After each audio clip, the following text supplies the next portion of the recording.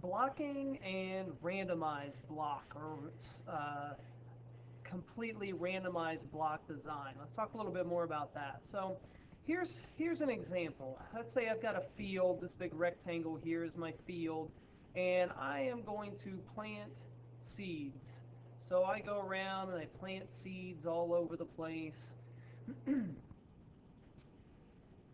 And as I'm planting the seeds, what I really want to find out is how does a new kind of fertilizer affect the growth of my seeds? So once I get all of my seeds in the ground, I am going to fertilize them. Well, I want to fertilize them by blocking. So one thing that I can do is I can divide my plot of land up into 3 blocks, like this. And the next thing that I'd like to do is fertilize it. So in this first block, I am going to put 1 bag of fertilizer on this first block here. On the second block, I am going to put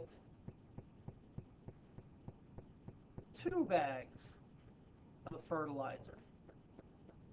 And then on the last block, I am going to put 3 bags of fertilizer. And I'm going to water over here, and water here, and water here, and keep the water the same. So this would be blocking. I take this block, 1 bag of fertilizer, this block of seed, 2 bags of fertilizer, this block of seed, 3 bags of fertilizer, and then I compare the results. In this case, the variable, the measured variable is going to be the number of good plants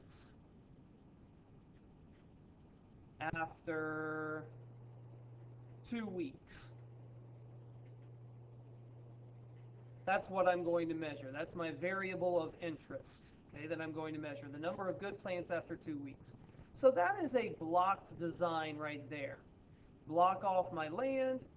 First block, 1 bag. Second block, 2 bags. Third block, 3 bags. And I see how the fertilizer affects everything. All right, so what is a randomized block? Well, here's why I might want to perform a randomized block design or a randomized block experiment. What if over here, this plot of land was rocky soil, and this plot of land here is fertile soil? That means it's really good. And this block of land over here is, let's say, dry soil. Okay?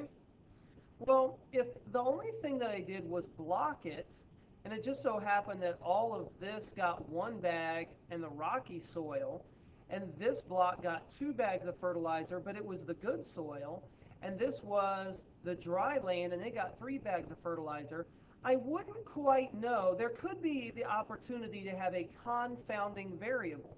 The soil could be a confounding variable in my experiment, because I'm not sure if the reason that one block grew better than the other was because of the fertilizer or was it because of the soil. So how can I fix that?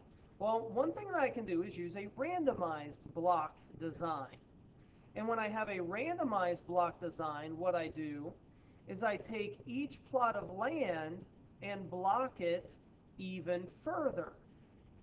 So I'm going to block the rocky soil off into 3 sections, the fertile soil into 3 sections, and the dry soil into 3 sections.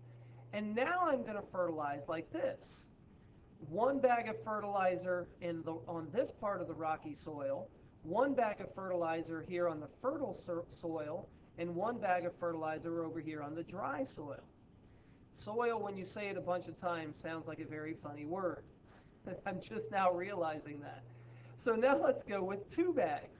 So here we go, 2 bags on the rocky, 2 bags on this part of the fertile, and 2 bags on this part of the dry soil.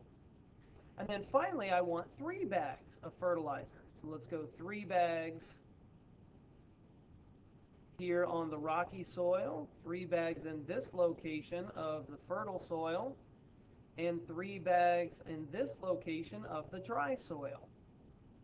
So now have I not only blocked the land, the different types of soil, but, not only have I, blocked the fertilizer, but I've also blocked off the soil. So this is how you would design a randomized block design, as opposed to the first one where the only thing that I did was blocking.